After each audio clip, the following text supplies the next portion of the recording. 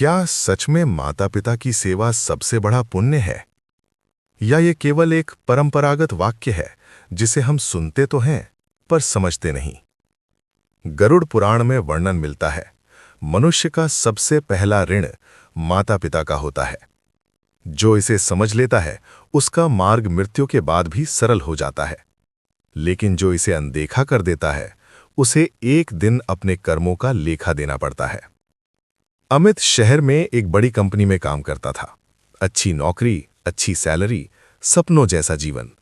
उसके माता पिता गांव में रहते थे। पिता सेवानिवृत्त शिक्षक थे, मां गृहिणी। अमित हर महीने पैसे भेज देता था। उसे लगता था मैं अपना कर्तव्य निभा रहा हूं, लेकिन वो महीनों गांव नहीं जाता, फोन भी कम करता। जब मां फोन करती वो कह देता, मां अभी मीटिंग में हूं, बाद में बात करता हूं। और वो बाद में अक्सर कभी नहीं आता। गांव में हर शाम मां दरवाजे की ओर देखती। उसे उम्मीद रहती शायद आज बेटा आ जाए। पिता मंदिर में बैठकर बेटे की सफलता के लिए प्रार्थना करते। उन्होंने कभी शिकायत नहीं की। वे जानते थे बेटा व्यस्त है, लेकिन उनके मन में एक खालीपन था। घर बड़ा नहीं था, पर अब और भी सूना लगने लगा था। अमित के जीवन में काम का दबाव बढ़ता गया।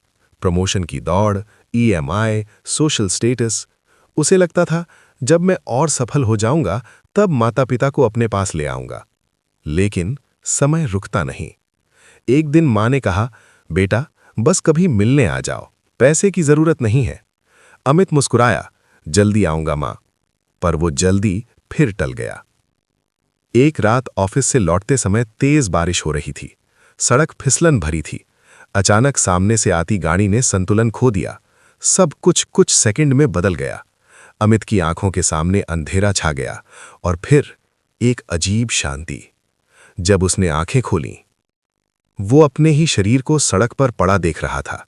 लोग इकट्ठा थे, कोई एम्बुलेंस बुला रहा था, लेकिन अब वो किसी को छू नहीं पा रहा था। तभी वातावरण भारी हो गया। दो दिव्य यमदूत प्रकट हुए। वे भयावह नहीं थे, बल्कि गंभीर और शांत। उन्होंने कहा, चलो समय पूरा हुआ। अमित घबरा गया, क्या मैं मर गया? उत्तर मिला, देह समाप्त हुई है, आत्मा नहीं। और फिर वे उसे लेकर एक अलग लोक की ओर बढ़े। अमित ने एक विशाल प्रकाशमय स्थान देखा। वहां न दिन था न रात, बस एक दिव्य न्यायालय जैसा वातावरण। सिंहासन पर धर्मराज यम विराजमान थे, गंभीर, शांत पर निष्पक्ष। पास में चित्रगुप्त एक दिव्य लेखा लिए खड़े थे। चित्रगुप्त ने पढ़ना शुरू किया, अमित, तुमने मेहनत की, ईमानदारी से नौकरी की, किसी का बड़ा नुकसान नहीं किया। अमित को थोड़ी राहत मिली। फिर स्वर बदला, लेकिन तुमने माता पिता की उपेक्षा की, उनकी भावनाओं को समझा नहीं, समय नहीं दिया। अमित तुरंत बोला, मैंने हर महीने पैसे भेजे थे। धर्मराज यम ने शांत स्वर में कहा, धन भेजना सेवा का एक भाग है, पर सेवा केवल धन से नहीं होती। अचानक उसके सामने दृश्य उभरने लगे।